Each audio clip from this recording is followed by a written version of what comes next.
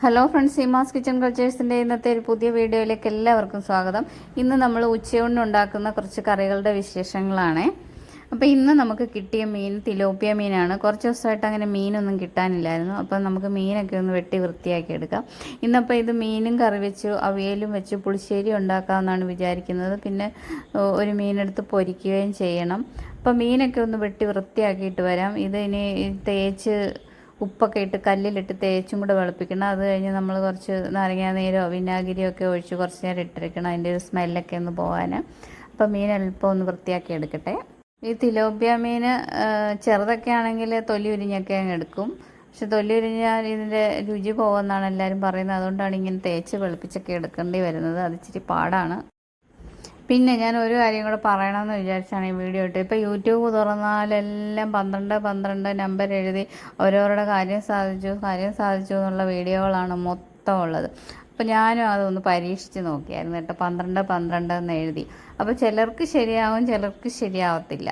എനിക്ക് ശരിയായി കേട്ടോ. ഇനി ശരിയാവാത്തവർക്ക് വേണ്ടി ഞാനൊരു ടിപ്പ് പറഞ്ഞുതരാം.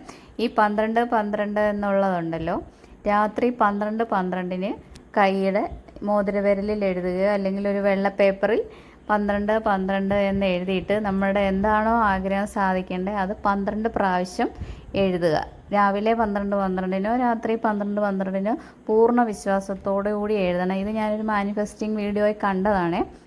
അപ്പോൾ ഈ 12 എല്ലാവർക്കും ഒരുപാട് പേർക്ക് ഫലം കിട്ടിയതാണ്.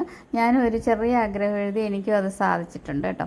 അപ്പോൾ കുറച്ച് ഇവിടെ കരിക്ക് കിട്ടിയിട്ടുണ്ടായിരുന്നു. അപ്പോൾ കരിക്കും ശർക്കരയും കൂട്ടി ഒന്ന് തിന്നാം ഇതിൻ്റെ ഇടയ്ക്ക്. അപ്പോൾ ഇവിടെ തെങ്ങൊക്കെ ഓരോരുത്തരത്തൊക്കെ വീഴുന്നുണ്ടല്ലോ, അങ്ങനെ കാറ്റത്ത് വീണ് അങ്ങനെ ഒരു തെങ്ങ് വെട്ടി. അപ്പോൾ അതിൻ്റെ കരിക്കാണ്. അപ്പോൾ അത് ശർക്കരയും കൂട്ടി തിന്നാം. അപ്പോൾ മീൻ കറി ഞാൻ വെക്കുവാണ്. മീൻ ഉള്ളിയും സവാള ഇഞ്ചിയും വെളുത്തുള്ളിയൊക്കെ ഇട്ട് വാട്ടി മുളക് പൊടി മല്ലിപ്പൊടിയൊക്കെ ഇട്ട് കുരുമുളകൊക്കെ ഇട്ട് വാടിയതിന് ശേഷം അതിനകത്തേക്ക് കുറച്ച് തേങ്ങ അരച്ചതും കൂടെ ചേർത്ത് ആ തേങ്ങയും കൂടെ നന്നായിട്ട് മൂത്തതിന് ശേഷം നമ്മൾ വെള്ളം ഒഴിച്ച്, മുളക് കറിയാണോ എന്ന് വെച്ചാൽ മുളക് കറിയല്ല, വറുത്തരച്ച കറിയാണോ എന്ന് വെച്ചാൽ വറുത്തരച്ച കറിയല്ല, പക്ഷേ വറുത്തരച്ച കറിയുടെ ഒരു ടേസ്റ്റ് വരും ഈ കറിക്ക്. എന്നിട്ട് നമ്മൾ ആവശ്യത്തിന് വെള്ളമൊക്കെ ഒഴിച്ച് ഉപ്പും പുളിയും കുറച്ച് കറിവേപ്പിലയൊക്കെ ഇട്ടതിന് ശേഷം തിളച്ചിട്ട് നമുക്ക് മീനിട്ട് കൊടുക്കാം. അപ്പോൾ ഈ 12 എന്ന് എഴുതി ശരിയാവാത്തവർ ഞാൻ പറഞ്ഞ ഈ രീതിയിലൊന്ന് ചെയ്ത് നോക്കണം കേട്ടോ. രാത്രി 12 ഒരു വെള്ള പേപ്പറിലോ അല്ലെങ്കിൽ നമ്മുടെ മോതിരവിരലിൻ്റെ ഇവിടെ എഴുതുന്ന ഇപ്പോൾ എല്ലാവർക്കും അറിയാമല്ലോ, ഭയങ്കര ട്രെൻഡിങ് ആണല്ലോ ഇപ്പോൾ യൂട്യൂബിൽ. പക്ഷെ ഒരുപാട് പേർക്ക് ശരിയായിട്ടുണ്ട്. ഞാൻ പറഞ്ഞില്ലേ, ചിലർക്ക് ശരിയാവും, ചിലർക്ക് ശരിയാവത്തില്ല. ശരിയാവാത്തവർക്ക് വേണ്ടിയിട്ടാണ് ഞാനിത് പറഞ്ഞു തന്നത്. ഒരുപാട് വീഡിയോസ് ഉണ്ട് ഇതിനെക്കുറിച്ച്. ഇനി നമുക്കൊരു മീനൊന്ന് പൊരിച്ചെടുക്കാം.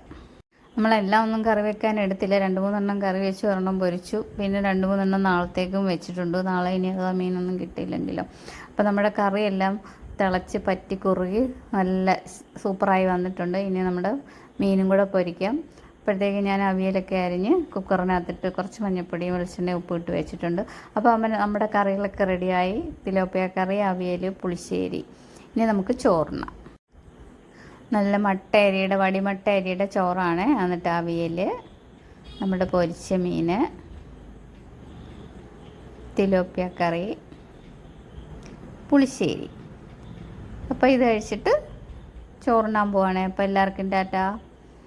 വീഡിയോ ഇഷ്ടപ്പെട്ടെങ്കിൽ സബ്സ്ക്രൈബ് ചെയ്യുക, ലൈക്ക് ചെയ്യുക. Thank you.